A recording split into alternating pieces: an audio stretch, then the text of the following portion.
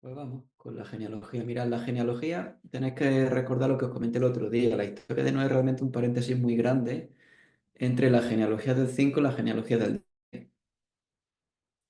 Paréntesis muy grande, pero importante, porque das cuenta cómo empieza la genealogía del 10. Empieza diciendo, estos son las generaciones de Sem, de nuevo aparece un Toledot, la palabra esta que nos ayuda a estructurar Génesis. De Sem, Cam y Jafet, los hijos de Noé, a quienes les nacieron hijos después del diluvio. Y ya se está haciendo referencia a todo lo que ha pasado entre el 5 y el 10. Todo lo que hemos visto en estas clases, pues sobre todo el diluvio y el pacto con Noé. ¿Vale?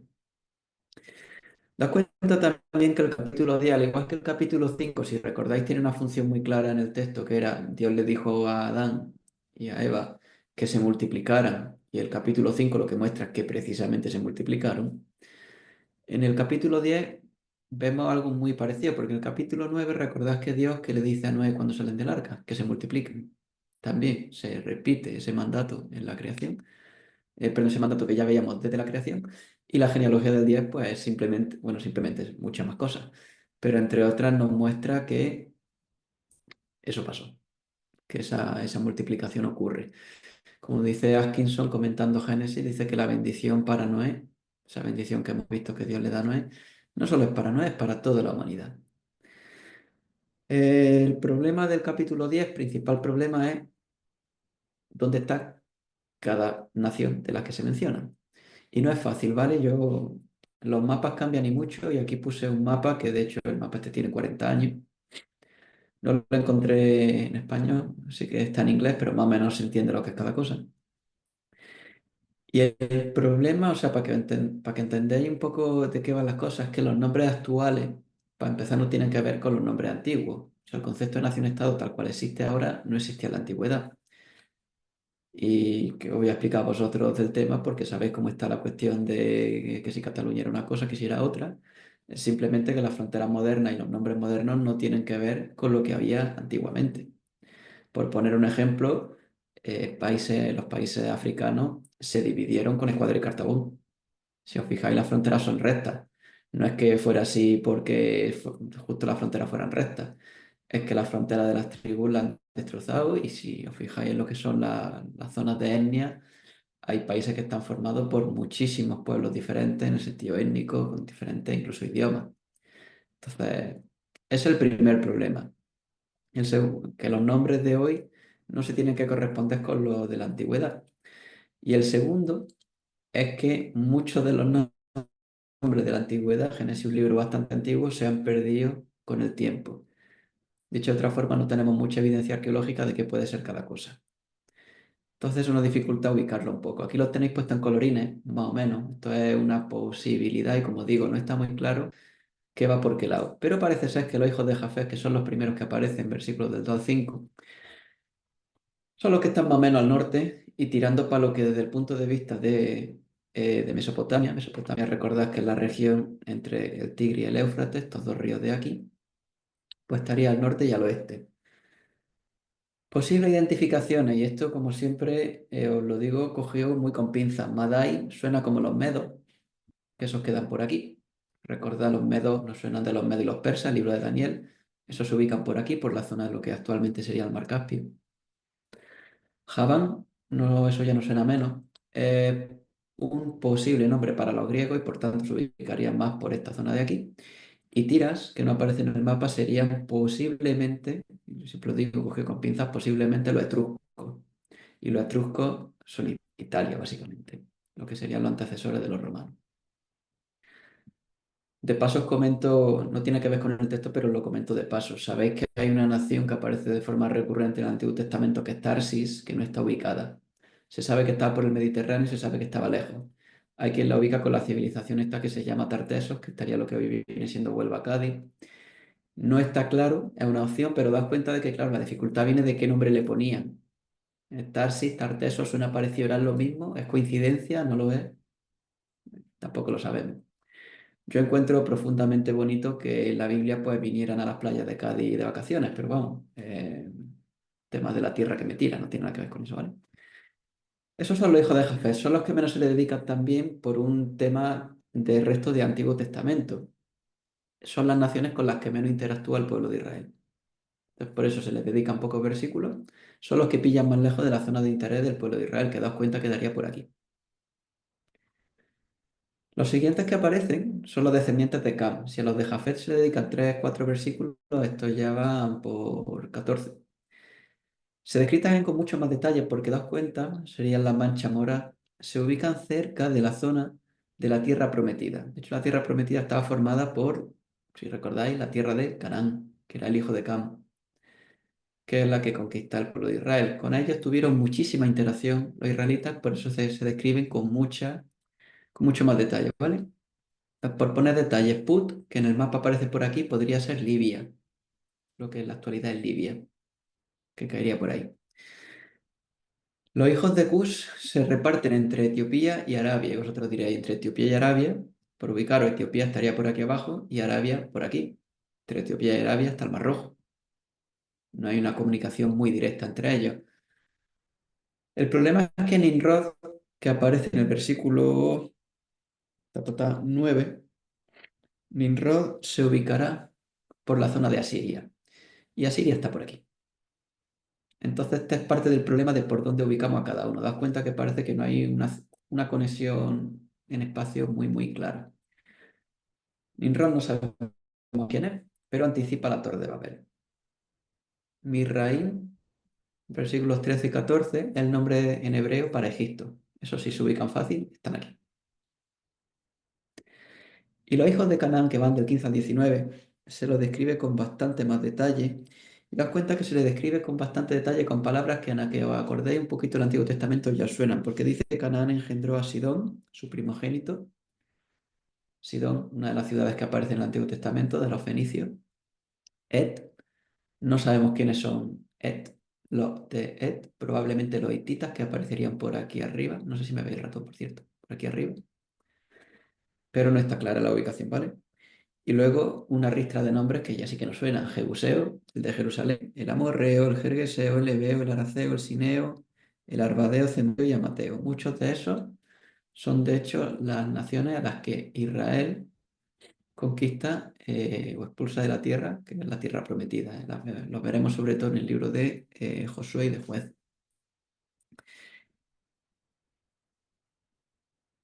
Está hablando de que el territorio de los cananeos se extendía desde Sidón rumbo a Gerar, o sea, un mapa que sería regular, pero sería por esta zona de aquí, hasta Gerar rumbo a Gaza. Gaza sería lo que aquí aparece como Filisteo, esa es la región. Estarían por esta zona, lo que es la tierra prometida, y menciona hasta Sodoma, Gomorra, Adma, Zeboim y Lasa. Estas son ciudades que se sabe que estaban cerca del Mar Rojo, pero no se sabe por dónde. Entonces, como Sodoma y Gomorra no me toca explicarlo a mí, que el capítulo 18 y 19, pues aquí me libro, pero que sepáis que no se sabe exactamente por dónde andan. De hecho, hay teorías de que el Mar Rojo en la época o cubría más o cubría menos que en la actualidad, entonces hay una posibilidad de que esté bajo el mar en la actualidad, pero se sabe que están cerca de, pero no por dónde. Fijaos el versículo 18. Dice, las familias de los cananeos fueron esparcidas. ¿A qué os suena eso?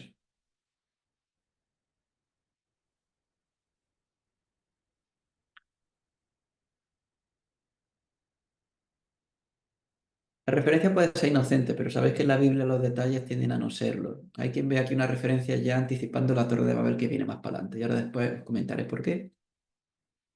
Pero ese énfasis en esparcir, das cuenta que en los capítulos que llevamos de Génesis es propio de la Torre de Babel, básicamente. Estos serían los descendientes de Cam. Y los que nos quedan son los descendientes de Sem. Los descendientes de Sem serían la mancha rosa que veis por aquí. Como digo, grosso modo porque no sabemos exactamente por dónde se ubican. Y si con los descendientes de Jafet han sido bastante breves, con los de Cam han entrado en detalle, con los de Sem ya, tela. Es una genealogía que es la que más nombres tiene y es una genealogía que es parcial, porque si habéis dado cuenta en el capítulo 11 vuelve a haber una genealogía de Sem, pero hay una diferencia. La genealogía del 10 va por la línea eh, de Joctán, que es la de aquí, lo que tenéis en rojo, y la del capítulo 11 va por la línea de Peleg, que es la que está en azul.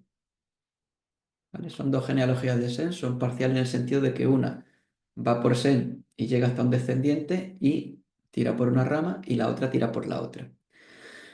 Detalle, en fin, el versículo 25 dice que a Eber le nacieron dos hijos, el nombre de uno fue Peleg, porque en su día fue repartida la tierra, el nombre de su hermano Jostán. Estamos justo aquí, Eber, Peleg y Jostán. Se dice que en su día fue repartida la tierra. No sabemos a qué referencia esto de que la tierra se divide. Puede ser que entre Peleg y Jostán pasara algo parecido a lo que pasó entre Lot y Abraham, que se tuvieron que dividir la tierra, tú ve para allá y yo voy para acá. Puede ser que haga referencia a hacer canales de irrigación, porque la palabra en hebreo para dividir la tierra es la misma que para cavar, y entonces pues por cavar, cavar canales, que era lo que se usaba en la agricultura en la época. O puede ser de nuevo que anticipe la Torre de Babel. Opciones, como digo, hay muchas. Y los descendientes de Peleg, por cierto, ya lo he anticipado, no aparecen aquí, aparecerán en el capítulo 11. No es que no sean importantes, de hecho son muy importantes en la historia bíblica, pero das cuenta de nuevo que la Torre de Babel va a ser un paréntesis en esta genealogía. La genealogía de Sem se parte en dos, y al igual que entre la genealogía del 5 y del 10 tenemos la historia del diluvio, entre la genealogía del 10 y la del 11 tenemos la historia de la Torre de Babel. Solo que aquí, pues, lo que se parte es la genealogía entre la rama de un hermano y la rama del otro hermano. No sé si alguno ha sido tan detalloso como para ponerse a contar las naciones que aparecen.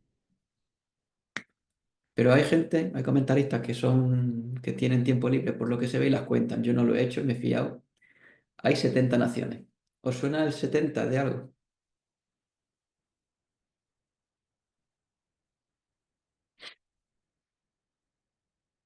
En el Evangelio de Lucas llega un momento en que Jesús coge y sabéis que Jesús manda a los discípulos en un momento, eso se recoge en los sinópticos también, en Mateo, manda a los discípulos a sanar y a hacer ministerio. Llega un momento en que Lucas menciona que se mandan también a los 70 discípulos. Mira, el número 70 ahí, ¿cuándo aparece en la Biblia el número 70? Pues indirectamente aquí. Hay 70 naciones que descienden de Noé, que representan, das cuenta, la totalidad del mundo y puede ser un énfasis que encajaría mucho con el énfasis de Lucas. Lucas sabéis que su evangelio lo escribe con un énfasis fuerte en cómo se esparce a todo el mundo. Por eso Lucas escribe no solo Lucas, sino también el libro de Hechos. En la genealogía de Lucas, recordad, Mateo llega hasta Abraham, Lucas llega hasta Adán, enfatizando la universalidad del evangelio, que Jesús afecta a todo el mundo. Lucas también es quien escribe el libro de Hechos, quien muestra cómo el evangelio llega a los gentiles y que termina el libro de Hechos con el evangelio en Roma, el corazón del imperio, el centro del mundo de su tiempo. Entonces, claro, aquí uno ve 70 naciones, se acuerda de Lucas, y con Kirchner, pues es difícil no ver.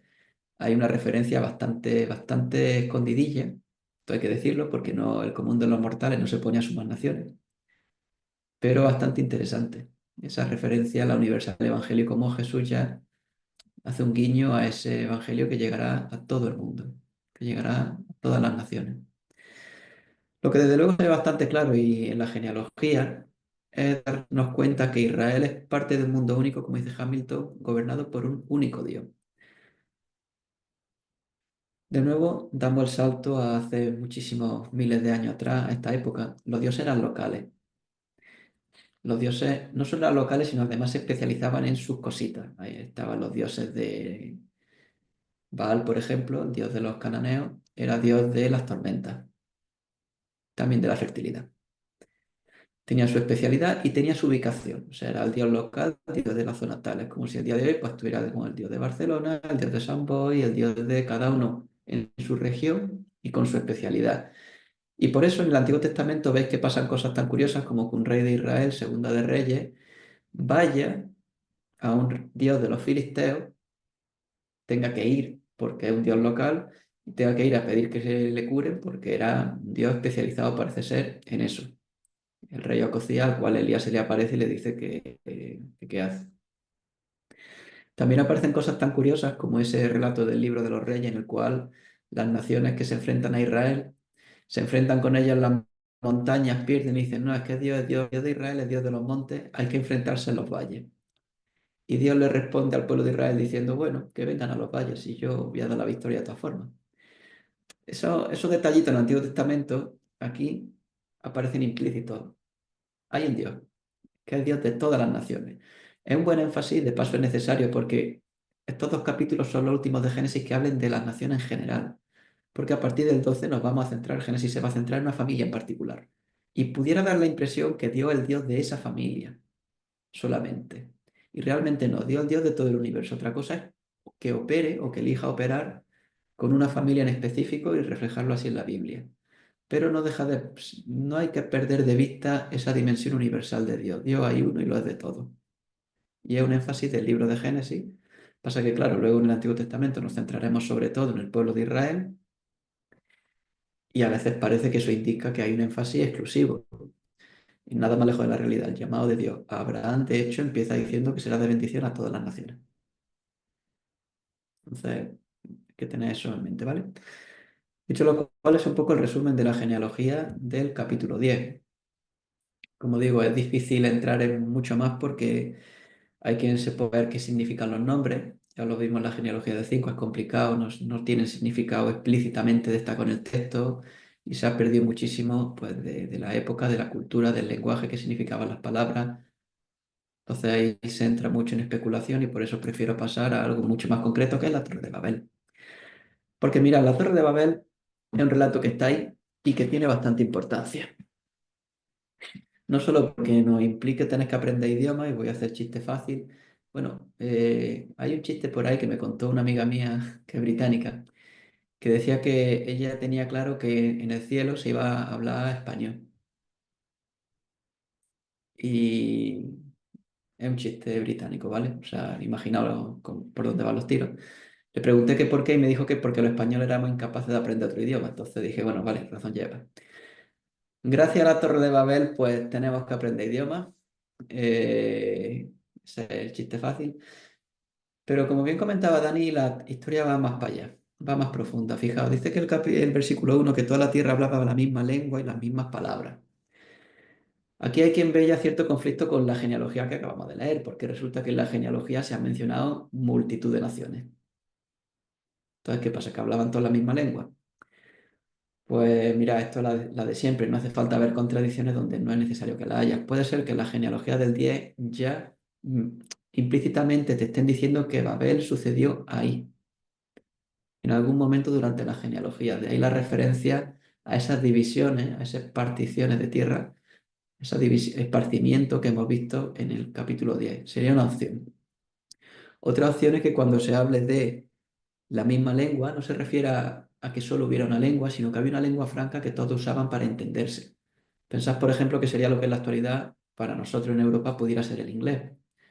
Yo me aclaro con un alemán en el idioma que es la lengua franca, que es el inglés, definitiva. Yo no hablo alemán, él no habla español, los dos hablamos el inglés. Este tema de la lengua franca se maneja y mucho en muchos países del mundo. Pensad, por ejemplo, os pongo un ejemplo que conozco de cerca, Senegal tiene muchísimas lenguas tribales propias de etnia, pero la lengua franca que ellos hablan es básicamente el francés. Es una lengua que usan para entenderse entre ellos. Luego cada uno tiene la propia. Ellos hablan varios idiomas por defecto, pero se entienden con el francés. Puede ser que 11.1 se refiere a que esta lengua es una lengua franca, una lengua que hablaban mucho. Y la otra tiene que ver con una pregunta que ya surgió respecto al diluvio y es la extensión de la palabra tierra. Puede ser que tierra, en vez de referirse a una región relativamente amplia, deba entenderse en sentido más limitado, un territorio. ¿Vale? Como digo, no hace falta ver contradicción. El caso es que sabemos que había una región, no sabemos si amplia o estrecha, con una lengua, no sabemos si franca, única o compartida, que es donde va a pasar una serie de cosas. Esa región, por cierto, versículo 2, dice que aconteció que según iban hacia el oriente, hallaron una llanura en la tierra de Sinar y se establecieron allí. Sinar en Babilonia. Bueno, Sinar en Mesopotamia y normalmente la ciudad se identifica con Babilonia. Hay aquí un detalle que me resulta interesante. ¿Para dónde iban? Iban para el oriente. ¿Os suena de algo? Es una pista muy, muy, muy sutil, pero que está ahí. Recordad que cuando Dios echa a Daniel del Edén, ellos se van hacia el este. Cuando Caín es juzgado por Dios, va hacia el este. Y de nuevo vemos un movimiento de personas yendo hacia el este. Ya eso nos está indicando que algo que va a pasar puede que no sea bueno. ¿Y qué es lo que se le ocurre? Pues un proyecto de ingeniería. Se ha dado cuenta que los pelotazos de construcción no lo inventó Gallardón, ya existían bastante antes, fijaos. Dice que se dijeron unos a otros, vamos, fabricamos ladrillos, cozámoslos bien, y usaron ladrillo en lugar de piedra, asfalto en lugar de mezcla, y dijeron, vamos, edifiquémonos una ciudad y una torre cuya cúspide llegue hasta los cielos, hagámonos un nombre famoso para que no seamos dispersados sobre la faz de la tierra. Como comentaba Dani, estos versículos en definitiva lo que muestran lo que ya veíamos al final del capítulo 8. Después del diluvio, el corazón del hombre no cambia y sigue igual. Y sigue igual.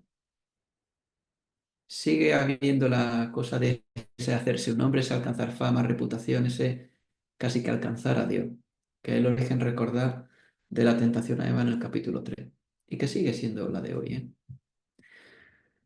Tenían un objetivo que era no ser dispersado, no ser nómada, o sea, asentarse. Tenían, vivir en ciudad les daba seguridad. Y das cuenta que hay un posible menosprecio a los materiales de construcción, porque en Israel lo que se usaba no era la piedra y era la mezcla, era lo típico. En Israel ellos usan ladrillo y asfalto. Puede ser que fuera, como digo, un cierto menosprecio por ese contraste específico. También puede ser simplemente que eran los materiales que tenían a mano allí donde estaban y ya está. Sabéis que en definitiva las viviendas, arqueológicamente hablando, según donde vivas, pues echar mano de los materiales que tienes. En Senegal, parece que solo voy a poner ejemplos de Senegal, pero es que lo tengo muy presente. Senegal, ¿con qué hacen las casas? Pues con madera, con barro y con ramas, que es lo que tienen a mano. Piedra, piedra, piedra no tiene mucha. Y la zona donde hay muchas piedras, sabéis que sí que se construye con piedra. Por ejemplo, la zona de Madrid, la Sierra de Guadarrama, hay muchísimo granito. ¿Con qué se construye? Pues con granito. Es lo que hay a mano. ¿Pudiera ser una explicación? Pudiera ser una explicación, ¿vale? Pero simplemente os lo comento. El caso es que vemos que el texto ya no ha ido dando pistas de que lo que pasa no está bien. Van al oriente, quieren hacerse un nombre, nos recuerda la tentación de la serpiente en el capítulo 3. Fijaos versículo 5, dice que el Señor descendió para ver la ciudad y la torre que habían edificado los hijos del hombre. Dios evalúa. Y das cuenta que aquí entramos ya en el proceso que hemos estado viendo en el libro de Génesis. Lo primero es que no se nos dice claramente cuál es el pecado de los que construyen la Torre de Babel, pero algo pasa porque Dios va a juzgar. Esos dos hilos que vamos viendo, que de hecho prosiguen en toda la Biblia, el pecado del hombre, el juicio y misericordia de Dios. Hay bastante ironía en el en el versículo 5, perdón, porque das cuenta que ellos construyen una torre que tiene como objetivo llegar al cielo. Sin embargo, Dios tiene que bajar a verla. Entonces, el que escribe Génesis, a veces el texto bíblico tiene su ironía y aquí tenéis una bastante curiosa. Dios baja, evalúa y dice, versículo 6, dijo el Señor que aquí son un solo pueblo y todos ellos tienen la misma lengua. Y esto es lo que han comenzado a hacer, ahora nada de lo que se propongan hacer les será imposible. Vamos, bajemos, confundamos su lengua para que nadie entienda el lenguaje del otro. Y así lo dispersó el Señor desde allí sobre la faz de la tierra, sobre la faz de toda la tierra, perdón, y dejaron de edificar la ciudad. Por eso fue llamada Babel, porque allí confundió el Señor la lengua de toda la tierra, y de allí lo dispersó el Señor sobre la faz de toda la tierra. No sabemos exactamente qué pasa, pero ciertamente del juicio de Dios queda claro, de lo que Dios dice, que trataron de sobrepasar sus límites, al igual que en Génesis 3. Parece ser que planificar sin límites fue algo que le corresponde a Dios. Como digo, no sabemos exactamente qué fue lo que pasó, pero desde luego algo hicieron mal. De cierto modo, este me recuerda al capítulo 6, que no sabemos exactamente quién eran los hijos de Dios que hicieron la que liaron, pero sí que es cierto que lo que hicieran no estaba bien. Aquí pasa lo mismo. ¿Cuál es la solución de Dios? Obstaculizarle la comunicación. Divide y vencerá. Benjamín comentaba antes que probablemente esto fuera una muestra de misericordia, probablemente sí. Daos cuenta que también destruir la torre era una solución temporal. Si Dios destruye la torre, siempre pueden juntarse y volverla a construir. Entonces Dios directamente los confunde y eso lo esparce.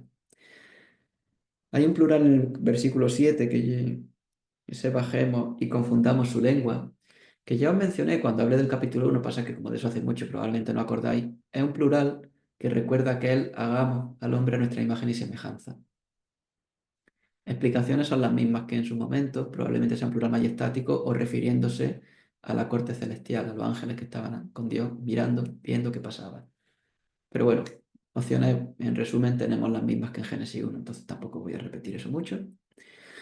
Y das cuenta qué cosa tan curiosa, porque en el capítulo 3 cuando Adán y Eva pecan, ellos esperaban conocer el conocimiento del bien y del mal, conocen el mal, y tenían una expectativa y la realidad los decepciona y bastante. ¿Qué era lo que temían estos constructores de la torre? Versículo 4. Lo que temían era ser dispersados sobre la faz de la tierra. Y daos cuenta que es precisamente lo que les llega. No deja de tener también eso cierta ironía, que Dios es como, ¿quieres caldo? Pues toma 2 tazas. ¿Vaya a hacer una torre, una ciudad, para no ser dispersados? Pues vuestro castigo va a ser precisamente ese, la dispersión. Das cuenta que la historia vuelve a incidir en un tema que ya viene siendo recurrente en el Génesis, el corazón humano y ese pecado que surge de formas creativas, cada vez surge de forma diferente. Dice Hamilton que esta historia es un ejemplo del inútil intento del hombre de ganar seguridad separado de Dios a través de la construcción de ciudades. Y prosigue en su comentario diciendo que esa ciudad llegó a ser un ídolo para ellos, era lo que les daba seguridad, lo que les daba tranquilidad. Nosotros igual no nos da seguridad construirnos ciudades, pero también tenemos ídolos de cosas en las que ponemos seguridad. Pudiera ser la cuenta bancaria, pudiera ser también una construcción, nuestra casa, nuestro piso donde vivimos, pudiera ser trabajo, pudiera ser muchas cosas.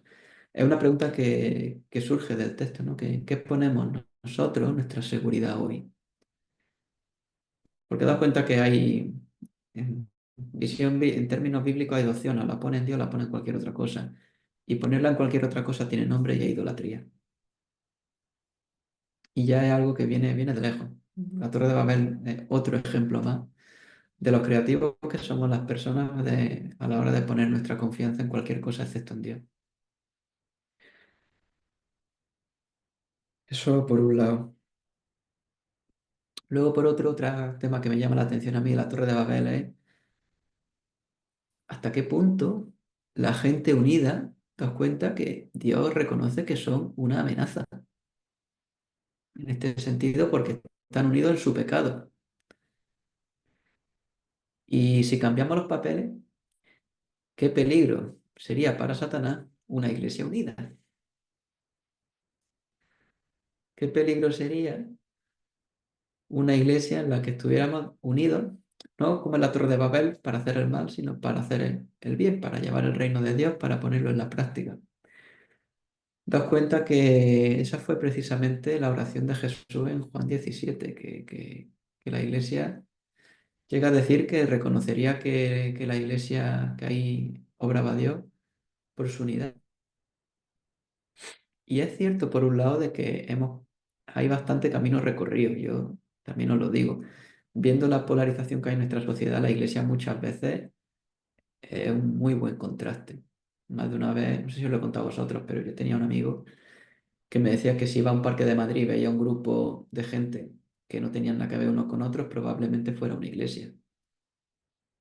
Y razón llevaba. Y alguna vez que me ha pasado de buscar el grupo de jóvenes por un parque, era como tú buscas a los que tengan menos que ver unos con otros y probablemente esos sean y aciertas casi siempre. Pero aún así nos queda camino por recorrer. Nos queda camino por recorrer. Y en ese sentido me da que pensar de hasta qué punto una iglesia unida, una iglesia que tuviera, unida no significa uniforme, una iglesia que tuviera claro que hay temas en los que podemos estar en desacuerdo y sin embargo vamos para adelante, qué peligro sería, pero, pero precisamente para Satanás. Pero bueno, este es el tema de la Torre de Babel. Y daos cuenta que la Torre de Babel deja una pregunta en el aire. Hemos visto el juicio de Dios. Dios lo ha dispersado. Pero hasta aquí, siempre que había juicio de Dios, había misericordia. Dios expulsa a Adán y Eva del Edén, pero le da pieles. Y de hecho la expulsión es una muestra de misericordia porque no mueren en el momento. Caín también es juzgado por Dios, pero también tiene misericordia. Recordad, primero, que Dios lo protege y segundo, Dios lo termina bendiciendo, tiene una descendencia también. Y así sucesivamente Noé es bendecido por Dios también. La Torre de Babel le suscita una pregunta que es un poco perturbadora. ¿Dónde está la misericordia? Y os dejo ahí sonando mientras seguimos. Porque después de la Torre de Babel das cuenta que sigue la genealogía. De nuevo la Torre de Babel es un paréntesis, igual que la historia de Noé, tiene una genealogía. Un paréntesis os vuelvo a poner aquí entre, recordad, dos de las ramas de la descendencia de Sem, uno de los hijos de Noé. Antes hemos visto la roja, la de Joctán, ahora del 10 para adelante estará la de Peleg. Hay un solape parcial, como digo, con la anterior, pero ahora vamos por una línea en vez de la otra. Y lo que se detalla en definitiva, versículo 27, perdón,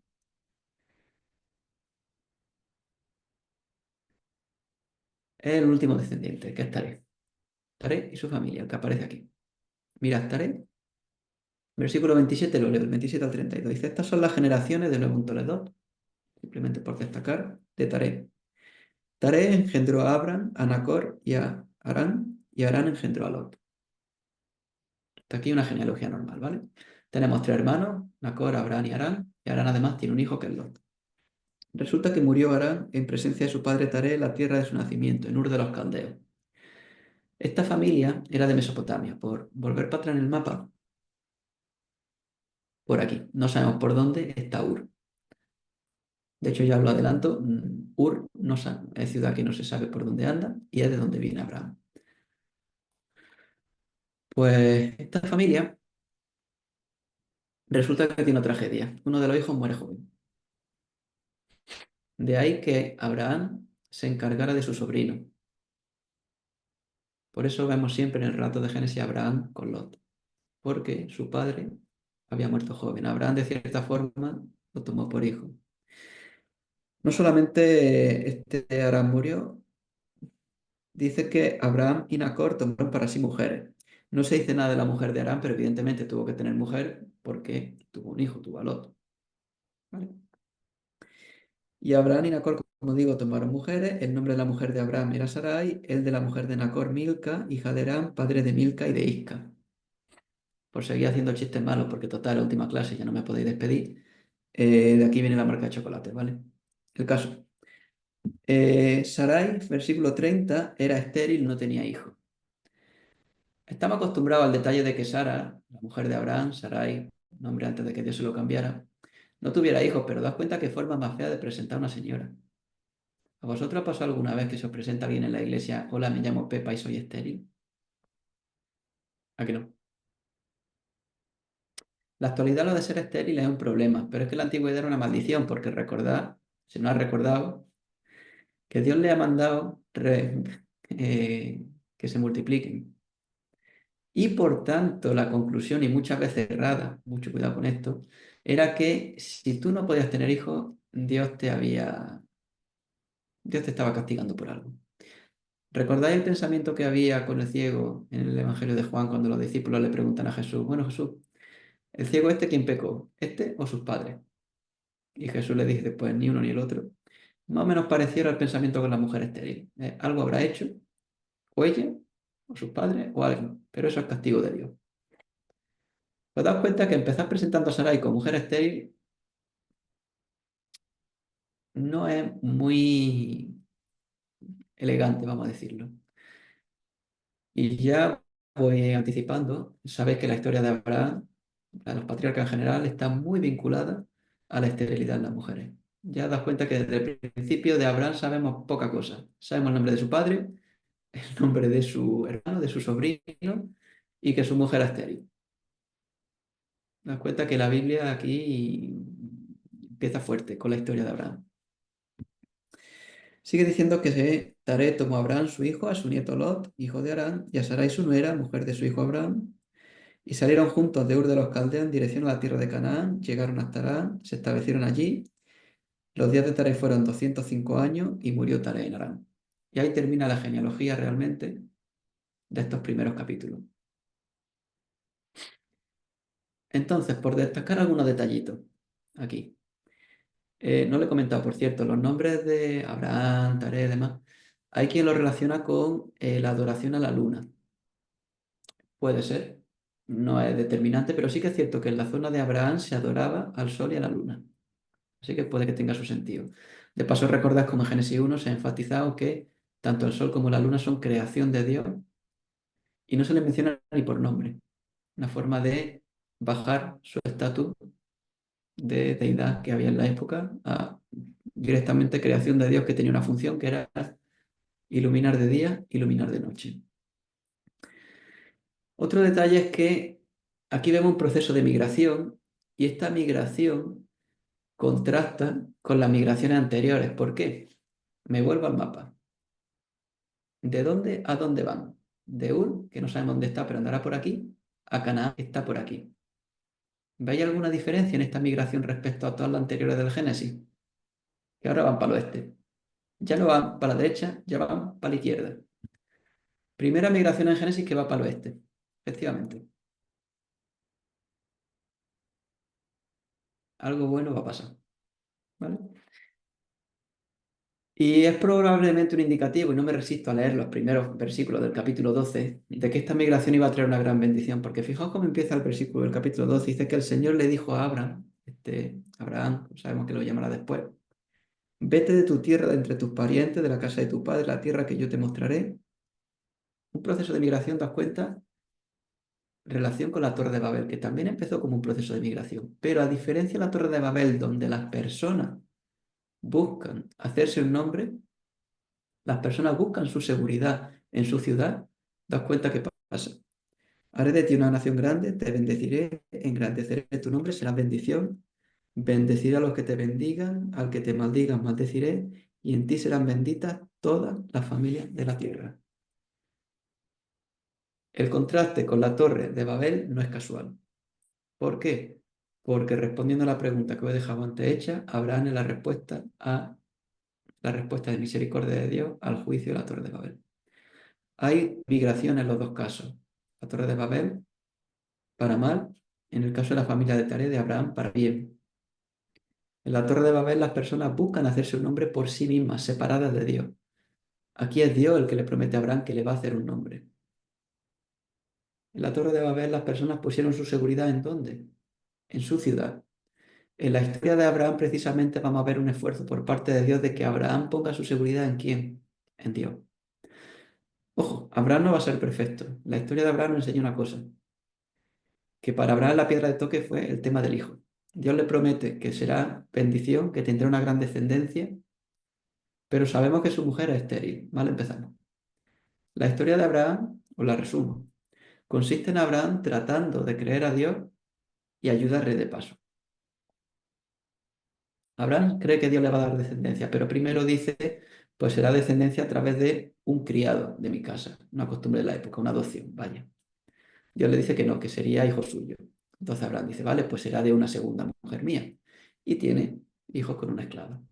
Dios le dice que no, que sería a través de Sara. Vale, pues tiene a Isaac. Y Dios le dijo que a través de Isaac le sería la descendencia. Y cuando Dios llama a Abraham a sacrificar a Isaac, recordad ese versículo tan tremendo de tu único, no era su único hijo, era su único con Sara. Aquel a partir del cual Dios le había prometido que tendría descendencia. Das cuenta que ese salto, o sea, esa petición de Dios, se ve a otra luz bajo la torre de Babel. Es una forma de Dios de ver, de mostrarnos dónde estaba la confianza de Abraham. Si en las cosas de aquí o en Dios. Y el autor de Hebreos nos lo aclara. Llega el momento en que Abraham tiene fe en que Dios, que le había dicho que a través de Isaac iba su descendencia, si yo lo mato, Dios lo resucita. Sabemos que no llegaron a ese extremo, pero daos cuenta de cómo hay un contraste entre la torre de Babel y el relato de Abraham. Y es un detalle que llama mucho la atención con Raz. Tengo aquí una cita bastante larga, Yo la leo, pero va por ahí. Dice que el relato de la construcción de la Torre de Babel construye con un juicio divino sobre la humanidad en el cual no aparece ninguna nota de perdón. Ya os lo he destacado antes. Y esta historia del origen, el prólogo primitivo de Génesis, parece interrumpida con una agria disonancia que nos vuelve a plantear la cuestión que habíamos propuesto hace poco. Quedan interrumpidas las relaciones entre Dios y los pueblos. La paciencia divina se ha agotado. Ha arrojado Dios las naciones en su cólera para siempre. Dicho de otra forma, se ha cansado Dios del hombre. Es una pregunta grave que ningún lector del capítulo 12 puede esquivar. ¿Qué pasa? Ya no hay misericordia por parte de Dios. Dice Conrad que incluso podemos decir que nuestro narrador, el que escribe Génesis 11, quiso provocar ese interrogante con la forma de presentar el relato de la historia del origen, y suscitarla en toda su gravedad. De este modo, el lector queda preparado para la rara novedad que viene después de este relato. ¿Por qué dividimos Génesis en los capítulos del 1 al 11 y del 12 para adelante? Porque hay una ruptura enorme, hay un cambio enorme. Y ese cambio enorme es lo que dice Conrad, la elección de Abraham y la promesa de bendición que se le hizo. Y esta promesa del capítulo 12 es un punto en que se engrana la historia del origen y la historia de la salvación, uno de los momentos culminantes del Antiguo Testamento y el momento en el que terminamos nuestra exposición, nuestras clases de estos capítulos. Terminamos en la antesala de uno de los capítulos, de los momentos más importantes de toda la historia, no solo del de Génesis, no solo del Antiguo Testamento, sino de toda la Biblia, la elección de Abraham. ¿Por qué? Porque esta promesa de Dios a Abraham es el centro del Antiguo Testamento, directamente. Es el centro del Antiguo Testamento porque Dios no coge a Abraham porque el pueblo de Israel fuera la leche. Recordad en Deuteronomio que Dios le va diciendo al pueblo de Israel, no escogió a Dios porque fuerais los mejores. Soy un pueblo pequeñito, os hemos tenido que sacar os ha tenido que sacar Dios de la esclavitud. Hemos estado 40 años dando vueltas por el desierto por cabezones. ¿Por qué elige Dios obrar así? No lo sabemos, no lo sabemos. Pero lo que sí sabemos es lo que pasó después. Pasó que Dios elige a Abraham, a través de Abraham llega al pueblo de Israel, a través del pueblo de Israel la idea de Dios y lo que Dios y lo que el pueblo de Israel debía ser era luz a todas las naciones. ¿Lo fueron? Pues no. Tuvieron sus más y sus menos, pero en resumen, no terminaron de ser la luz que tendrían que haber sido. Eso no invalida la promesa de Dios a Abraham, de que se habría bendición a todas las naciones. Bendición, por cierto, que ya se ve en el libro de Génesis a través de José, cuando José provee alimentos para todas las naciones, eso lo dice Génesis, ¿vale? Pero ese es el primer cumplimiento de la promesa. El segundo cumplimiento, el bueno, el grande, el que Israel no fue, el de Jesús, a través de quien hay bendición a todas las naciones. Recordad lo que hemos visto antes, el detalle este de las 70 naciones, esa bendición a todos, que es el Evangelio de Jesús. Y así hasta el Apocalipsis. Terminamos donde empezamos. Me dijisteis que, que justo antes de aquí habíais visto el estudio del Apocalipsis. Terminamos con una imagen del pueblo de Dios, de toda tribu, lengua, pueblo, nación, una forma de deshacer, daos cuenta, Babel, todos juntos, adorando al mismo Dios. No sabemos si en la misma lengua, no sabemos si en español o en otra, da igual, pero adorando a Dios. Deshaciendo Babel. Daos cuenta como la historia de Babel, que está aquí de pasadilla y que muchas veces les damos su aquel, tiene su trascendencia. Tiene un énfasis en esa separación, en esa división, que en última instancia es Jesús el que nos congrega de vuelta al mismo Dios. Como dirá Pablo en Efesios 2, el que rompe las paredes de separación entre judío y gentil, entre todos, las paredes que nos da por hacer, que nos separan. Y aquí es donde termina el prólogo de Génesis, el prólogo primitivo. Das cuenta que ha puesto en negro sobre blanco los principales temas que se van a ir desarrollando en la Biblia y os dejo con la miel en los labios, pero ya sabéis, el resto de Génesis, el resto de la Biblia, arranca aquí con esta promesa de Abraham, que es difícil quitarle importancia porque, como digo, probablemente sea el mejor resumen del Antiguo Testamento. Como Dios, que obra de formas que a mí sinceramente me cuesta, lo veo en la Biblia, pero me cuesta creer que Dios haga las cosas que hace, coge a las personas que coge y obra de las formas que lo hace a través de nosotros, sabiendo los quebraderos de cabeza que le vienen después, y aún así lo hace. La Torre de Babel no termina con juicio, la Torre de Babel termina con una muestra de misericordia tremenda, solo que esa muestra de misericordia viene siendo el resto de la Biblia. Lo que Dios hace a través de Abraham, a través de sus descendientes, los patriarcas, a través del pueblo de Israel, a través de Jesús, a través de nosotros, hasta llegar a a la culminación de la historia en el libro de Apocalipsis. Y eso es todo. Diría Kirchner que este capítulo cierra la historia primitiva de forma doblemente adecuada. El esfuerzo del hombre trae la confusión en Babel y la transigencia está aquí. Y por sí solo el hombre no va a llegar más lejos que eso. Pero menos mal que está en la misericordia de Dios y menos mal que Dios sí que obra. Y hasta aquí la clase de hoy, hasta aquí el prólogo de Primitivo de Génesis.